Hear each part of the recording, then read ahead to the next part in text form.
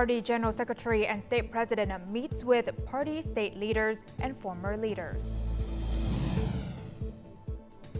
And Hanoi is being recognized for its significant potential to attract semiconductor investors. In our world news, new round of GAZA truce talks set for Qatar.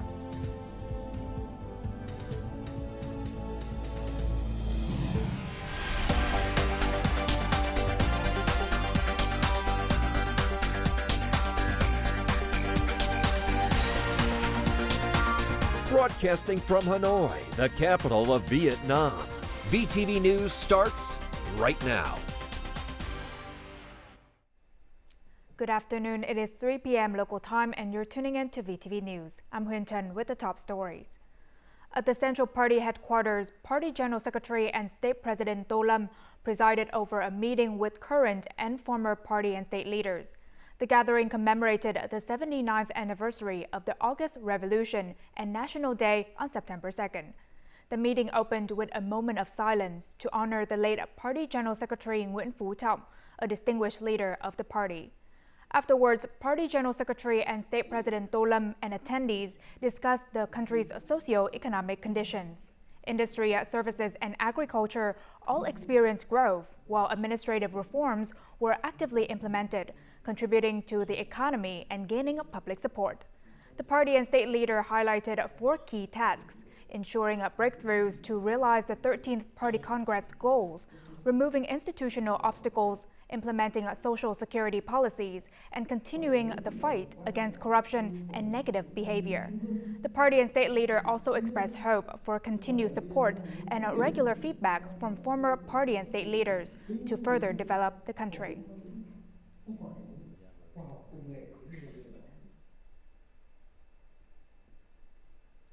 Hanoi is being recognized for its significant potential and opportunities to attract investment in the semiconductor industry, according to the Foreign Investment Business Association.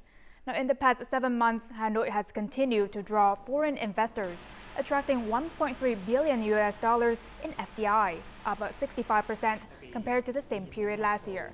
As a leading center for education and training in Vietnam, Hanoi offers a substantial advantage in terms of high-quality human resources.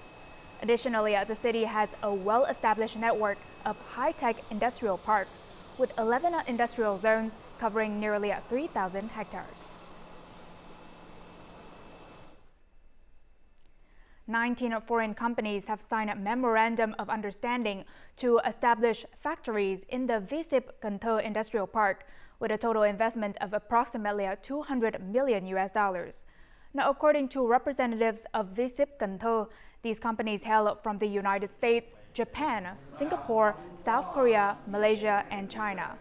V-Ship expects to sign land lease agreements with these businesses by the first quarter of next year, allowing factory construction to begin. Cần Thơ city leaders have urged all relevant parties to accelerate progress, aiming to welcome the first investors to V-Ship-Cần Thơ Industrial Park by April 30th, 2025. Leveraging its aquaculture potential, Bình Định province is actively developing OCOP-certified products. The province now has 47 aquatic products, including dry fish, fish cakes, and traditional fish sauce, rated from 3 to 5 stars. Local businesses and households are investing in equipment and technology to enhance product quality and build their own brands.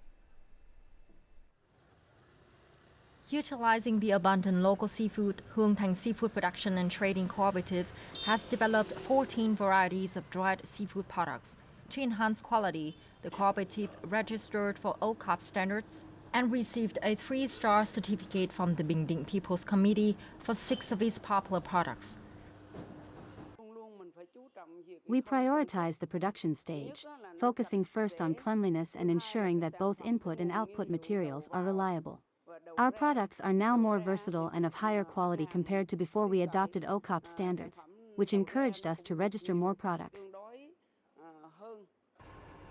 After receiving OCOP recognition, the products gained increased support for promotion and marketing. As a result, they have seen significant improvements in both appearance and quality, leading to revenue that is many times higher than before. We have participated in fairs and established connections with supermarket chains and neighboring countries like Singapore and Cambodia. This has led to more partnerships, increased revenue and sales, and created additional job opportunities. In recent years, aquatic products have received significant interest and registration from enterprises and cooperatives. Looking ahead, this sector aligns well with the city's development plans. Harnessing the potential of aquatic products has proven to be an effective growth strategy for many businesses, cooperatives, and households in the aquatic sector. This approach enables these establishments to expand their operations and diversify their product lines, better meeting market demands. Now, to enhance the quality of agricultural exports, the Prime Minister approved a project in June to strengthen the enforcement of the WTO Agreement on Sanitary and Phytosanitary Measures, or SPS, and SPS commitments within FTAs. This project aims to open new export markets for Vietnamese agricultural products. Starting in July, Vietnam's instant noodles gain official exemption from food safety controls in the EU. This success follows the sector's earlier achievement in removing various spices from the same list. This result comes from intersectoral coordination between the Ministry of Agriculture and Rural Development and the Vietnam Permanent Mission to the United Nations to work with the EU. In particular, production facilities have put significant efforts into controlling input materials, preliminary processing, and product processing. The newly approved project on implementing SPS standards aims to complete the local SPS system by 2025. This system will provide better support for businesses and cooperatives in meeting export market requirements. Additionally, 80% of Vietnam's key products are slated to have a business handbook. By 2030, Vietnam aims to synchronize national standards and technical regulations on food safety and the quality of agricultural, forestry, and fishery products. Provinces and cities play crucial roles in disseminating information to enterprises and cooperatives. Meanwhile, localities must also strengthen their quality control and inspection. Enterprises meeting these requirements gain the opportunity to integrate deeply into the international market. Additionally, Vietnam's agricultural products must enhance their adaptability to meet the rising demands from international markets, particularly the EU, regarding environmental factors, sustainable development, and labor practices. Vietnamese businesses exporting goods to Germany must now provide additional certifications related to product origin, labor conditions, and waste management practices, according to the Vietnam Trade Office in the Federal Republic of Germany. These new technical standards set by the German market focus on product safety, chemical restrictions, and corporate social responsibility. And to navigate these challenges, the Vietnam Trade Office in Germany advises businesses to participate in industry trade fairs and trade promotion events to better understand potential partners and business opportunities. Now, before we move on to other important updates, let's take a look at the foreign exchange rates of today, August 15th.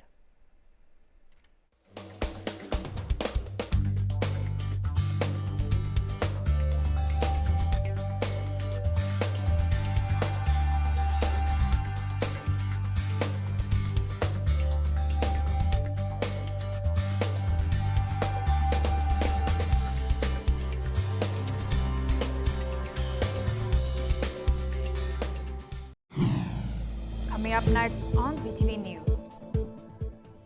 Forces build houses for natural disaster victims.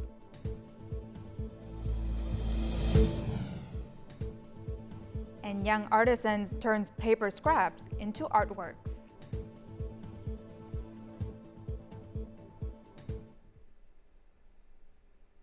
Welcome back to VTV News. Now, the central Vietnam continues to experience widespread heat, with temperatures in some areas reaching severe heat levels of above 37 degrees Celsius. The forecast indicates that temperatures exceeding 37 degrees Celsius will occur in the provinces of Quảng Trị, Quảng Ngãi, Bình Định, and Phú Yên. The general temperature range in the Nghệ An Ninh Thuận area is expected to fall between 35 and 37 degrees Celsius. The heat in central Vietnam is predicted to persist until the end of August. Strong sunlight has caused the undergrowth in forests to dry out, making it more prone to catching fire. Now, in the first 2 weeks of August, 2 consecutive forest fires occur in Quảng Đông Commune, Quảng Bình Province, burning up many hectares of forest. Many forested areas from Thanh Hóa to Quảng Nam and the provinces of Bình Định, Phú Yên and Ninh Thuận are also under a level 4 fire warning, classified as dangerous. Severe heat continues to spark numerous forest fires in the central provinces. Despite various fire prevention and firefighting measures implemented by local authorities and forest owners, fires frequently occur at night or during the hottest parts of the day.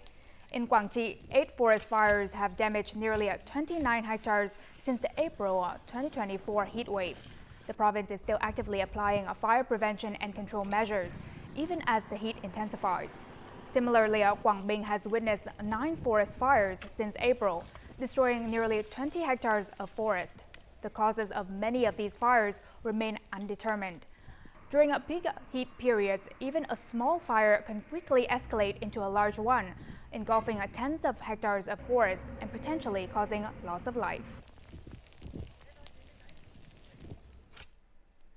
Fire prevention, fighting, and rescue operations are critical for safeguarding national security and maintaining public order. As Vietnam continues to push forward with industrialization and modernization, ongoing efforts are needed to upgrade the equipment used by the fire prevention, fighting, and rescue police force to ensure effective execution of duty and risk mitigations. Firefighting robots are among the advanced equipment currently in use by the Hanoi Police Department of Fire Prevention and Fighting and Rescue. These specialized tools are built for practical situations, enabling more efficient firefighting and rescue. We have been equipped with various tools and vehicles, such as paramedic ambulances, fire trucks, ladder trucks, smoke extractors, and firefighting robots, along with other modern equipment. These tools have largely met the demands of our operational duties. In the future, we expect to receive additional modern tools to enhance our readiness for firefighting and rescue missions. Some of the specialized equipment currently in use by our squad includes a rebreather set, an oxygen refilling machine, a harness machine, and a radar for locating victims in collapsed buildings. Additionally, there are devices for detecting and measuring radiation levels. In the past, when approaching a fire, we wore standard uniforms that offered limited protection, which significantly impacted the health of our officers. Now, with the new uniforms, the heat's impact on our personnel is greatly reduced. These supplement equipment greatly aids officers in the field. For instance, thermal imaging cameras allow firefighters to quickly identify the origin of a fire before extinguishing it. At times of natural disasters and fires, Vietnam's firefighting and rescue police forces undertake a significant mission to save lives and protect property. Advanced equipment and technology play a crucial role in enhancing the efficiency of these missions, supporting firefighters in fulfilling their duties and minimizing losses. Over the past month, thousands of houses in the northern mountainous region have been affected by floods and landslides, with hundreds collapsing. Since Wednesday, the police have been working to rebuild homes for those who lost theirs across 11 northern mountainous provinces. Nearly 200 houses are set to be constructed, with a goal of completion by October 15th. Nearly 50 kilometers from the district center, the stream surrounding Po Lai village shushed after devastating flood. 2 weeks ago, rising floodwaters swept away multiple homes in the area. Hai's house was completely destroyed along with all their belongings. Fortunately, she, her husband, and their 2 children managed to escape unharmed. My child's books are gone. He cried a lot. I feel sorry for him. We don't know where to go now. Phie's house is one of the first 3 to receive rebuilding support, costing over $3,000. The police force and villagers are providing all labor. I couldn't believe it. I will soon have a house to keep my children safe from rain and sun. In addition to the initial funding from the Ministry of Public Security, local communities will raise additional social capital. The house designs will be adapted to the customs and practices of each ethnic group, while still meeting 3 key criteria: a sturdy roof, a solid floor, and strong walls. We will have different options for the house, like water tanks and other facilities, to ensure people's basic needs are met. We're striving to complete these houses as quickly as possible. Our highest priority is to ensure a stable life for the people, making sure no one is left homeless. As night falls in the mountainous area, officers and soldiers continue gathering materials to construct houses. Despite ongoing rain and landslides in Sơn La, new homes are being built swiftly, alleviating some of the hardship for the people. Meanwhile, a series of earthquakes recently struck Kon Tum, with tremors felt across the central and central highlands regions. The growing frequency of these quakes is alarming, particularly in Komplong District, Kon Tum Province. This area recorded dozens of quakes in a single day, most of which were identified as induced seismicity linked to local hydropower reservoir activities. An early earthquake warning system now emerges as a top priority to enable prompt and effective disaster responses. Komplong District, Kon Tum Province, has been identified as the epicenter of hundreds of induced earthquakes. The area is home to 2 of the province's largest hydropower reservoirs. Induced earthquakes began to occur more frequently 3 years ago, when the Upper Kon Tum hydropower plant started water storage operation. We propose that the National Steering Committee for Disaster Prevention and Control and the Institute of Geophysics assess quake risks and issue early warnings so that local authorities can develop appropriate response plans. We urge scientific bodies to research and develop equipment capable of predicting earthquakes 5 to 10 minutes in advance.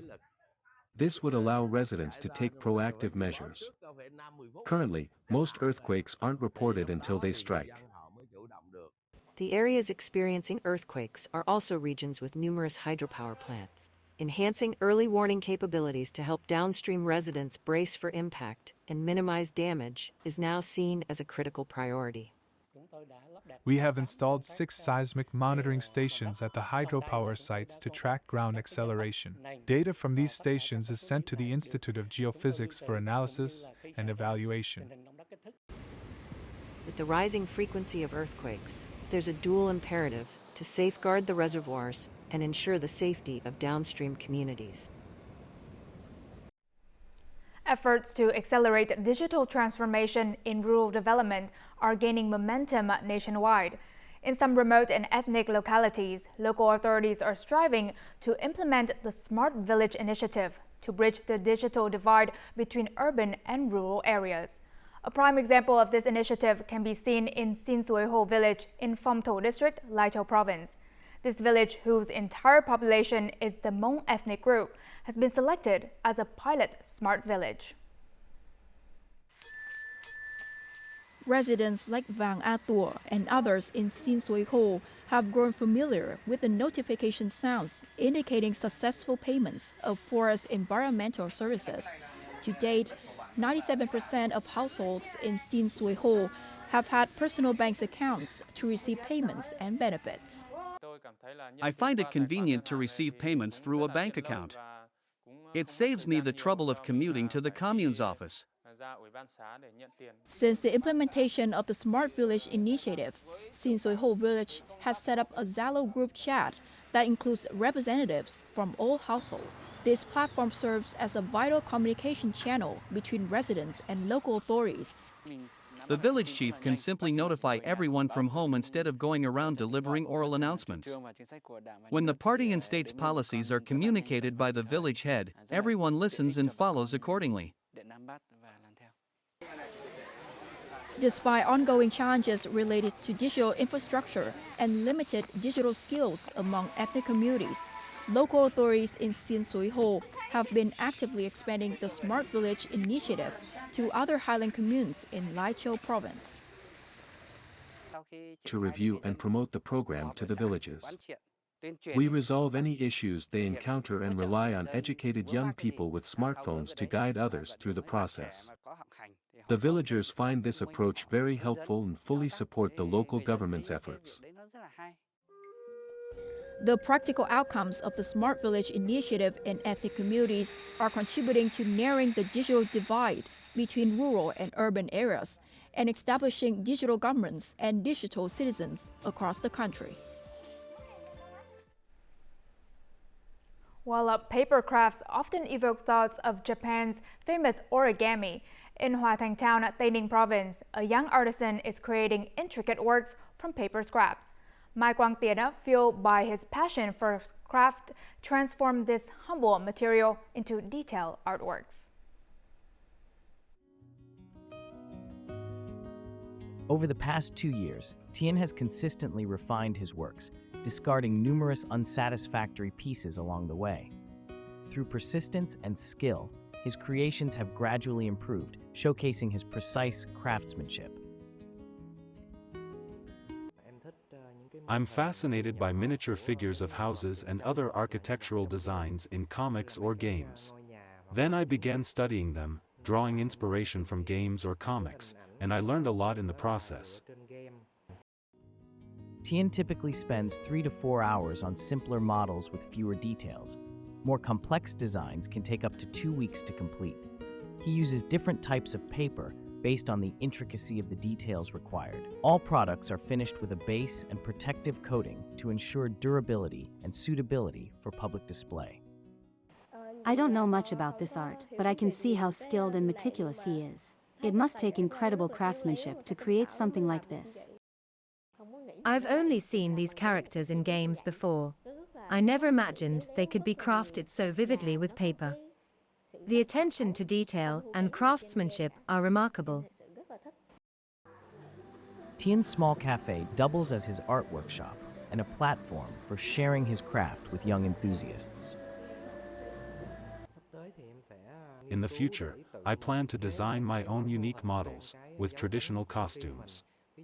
I want to incorporate specific patterns and elements to create more personalized works.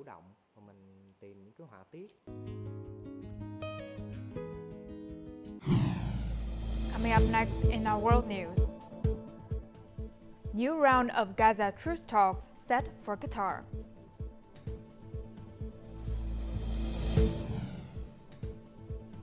Entire lower house to elect new prime minister on Friday.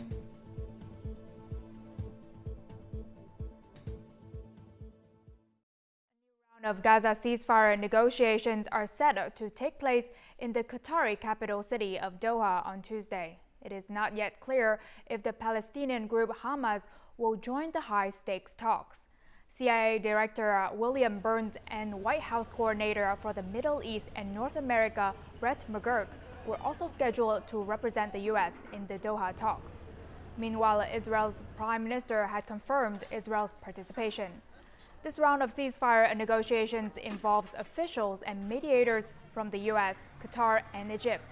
Negotiations have been underway to reach a ceasefire between Israel and Hamas that includes the release of Israeli hostages in exchange for freedom for Palestinian prisoners.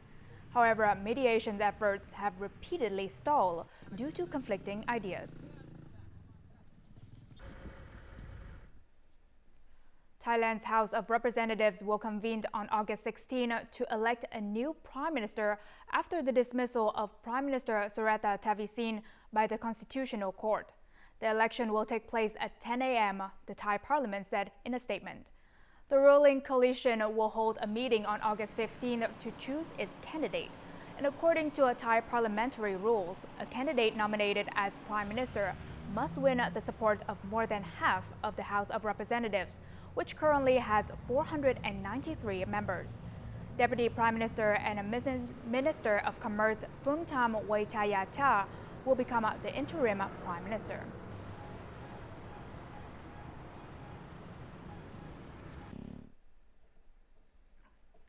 Recent data shows that inflation in the United States is currently around 2.5%, approaching the Federal Reserve's 2% target.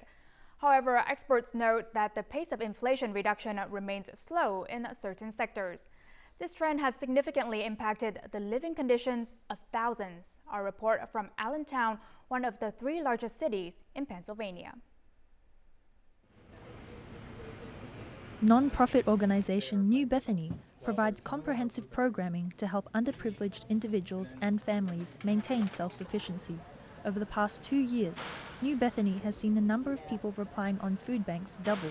As the cost of living continues to rise, even middle-class families are starting to struggle. We have different types of people coming in to use our food pantry especially, and it's people who have homes, people who have families, people who have incomes, but just can't afford to go to the grocery store as many times as they used to. So they supplement that by coming to our food pantry. In Allentown, households with an annual income ranging from $37,000 to $112,000 a year are considered middle class. The sharp increase in rent over the past few years has forced some residents to choose between paying for housing or buying food. Occasionally I stay away from certain things or I wait till they go on sale, but I do shop at various stores. I go to this store for specific things, then I go to other stores for the other things because they might be less expensive. We don't go out as often. Just because we choose to eat at home now. It doesn't change our day-to-day when we go out to get our groceries, but we are shocked by the prices. Analysts project that consumer spending in the US remains relatively strong, despite signs of weakening, particularly among middle and low-income households. In recent months, several major retailers have announced plans to reduce prices, a trend that may continue as consumers cut back on spending. Now let's move on to the weather forecast.